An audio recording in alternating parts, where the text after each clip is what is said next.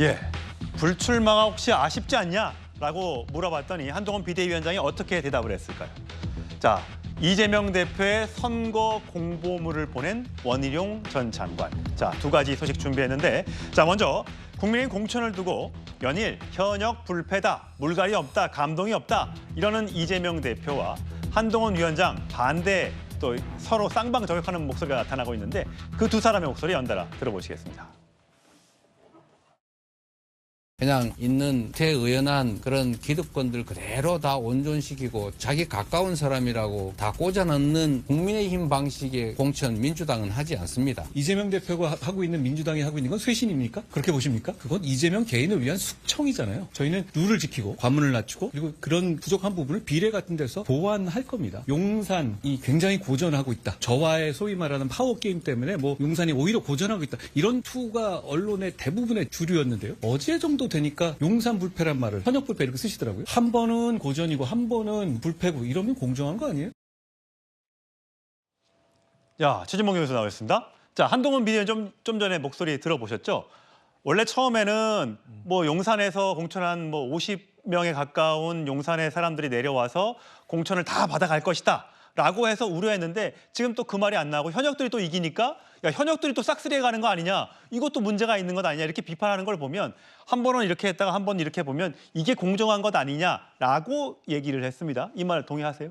동의하지 않죠. 그러니까 본인은 그걸 공정하다고 생각할 수 있겠지만 현역들을 많은 부분 쇄신하지 않고, 왜냐하면 사실 국민의힘에서도 처음에 현역들에게 여러 가지 페널티를 주면서 가능한 한 신진들이 많이 들어오게 만들겠다고 그렇게 얘기를 했었어요. 예. 그 부분이 잘 지켜지지 않고 있어요 지금. 근데 이게 30% 넘게 불이익을 주더라도 현역들의 다져놓았던 어떤 그 투표 이거를 깨기가 어려운 모양이에요. 그러니까요. 그렇게 되면 만약에 그럼 영원히 이분들은 계속 국회의원을 하셔야 돼요. 그런 구조라고 하면.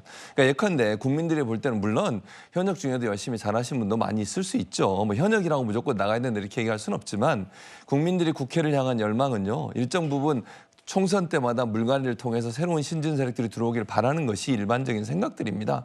그리고 국민의힘도 그런 부분들에 대해서 많은 부분 하겠다고 국민들 앞에 약속도 많이 했고요.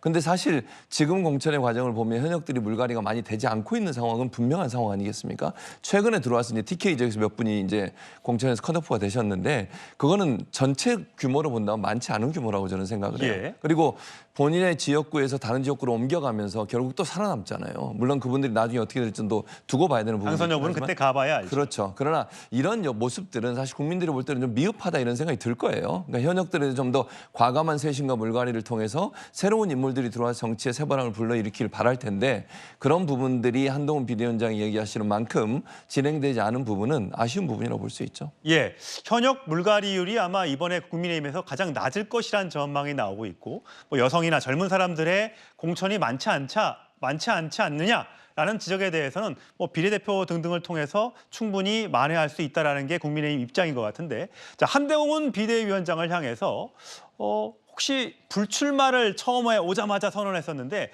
여기에 대한 혹시 아쉬움이 없냐 이런 질문이 나왔는데 이렇게 대답했다고 합니다. 들어보시죠.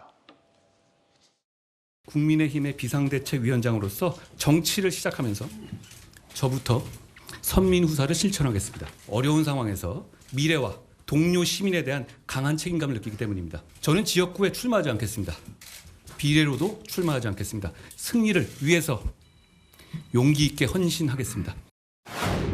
국회의원이 돼서 좋은 입법을 해보고 싶다라는 포부가 있었습니다. 그런 생각이었고요. 비상대책위원장으로서 당대표로서 선거를 이끌어야 되는 그런 상황이 됐고 그걸 제가 수락하겠다는 판단을 한 다음에는 저는 뭐 불출마가 필요하다고 생각했습니다. 여러분들께서 컷오프로 피를 보지 않는다고 감동이 없다고 하시는데 실제로 그런 효과들을 승복하면서 내주시고 계시잖아요. 막상 처음에 이 비대위원장을 수락하고 처음 포부를 밝히려고 보니 그런 식의 진정성을 표시하지 않고서는 제가 이 당을 이끌 만한 동력을 가질 수 없다고 판단한 겁니다.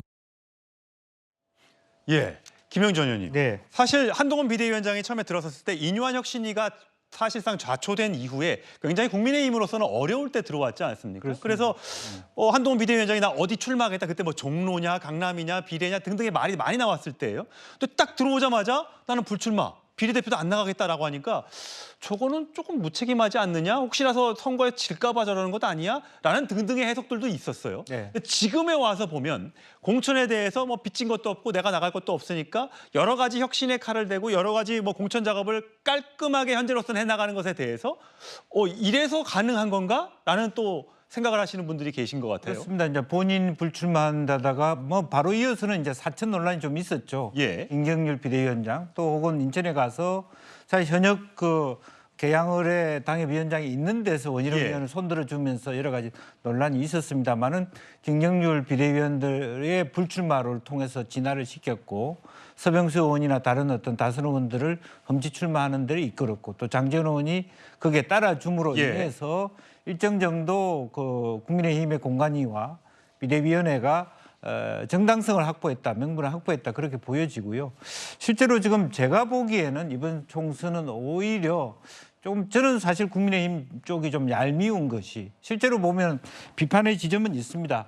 국회의원 총선 후보가 56.5에서 58.2 세대가 더 나이가 더 예. 올라갔다라든지 예. 여성과 청년의 말하면 비중이 적어졌다라는 예. 비판의 대상에 할 수 있습니다만은 제3지대의 출현 속에서 또 용산을 비롯해서 내려오는 사람들의 인물 비중이 국민들이 보기에 마땅하지 않다. 오히려 더 혼란에 있으니까 안정성을 택할 가능성이 높다는 의미에서 이기는 공천으로 가고 있다는 부분이 봅니다. 예. 근데 민주당 공천은 역으로 보면 젊은 세대들이 다 소위 친명들이 와서 국회의원들을 뒤집고 되는데 과연 그것이 국민들이나 유권자에게 합당하게 그 정도의 그릇이 된다고 느껴질까? 이것이 하나의 민주당의 과제로 남아 있습니다. 예.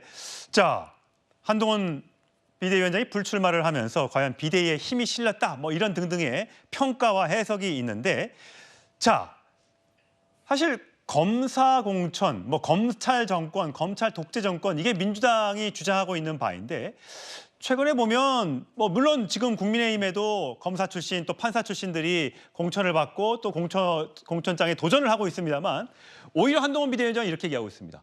이성윤, 신성식 검사, 현직 검사 신분을 유지하면서 이 민주당이 한 게 이게 오히려 부적절한 건 아니냐. 우리는 그런 사람이 없다.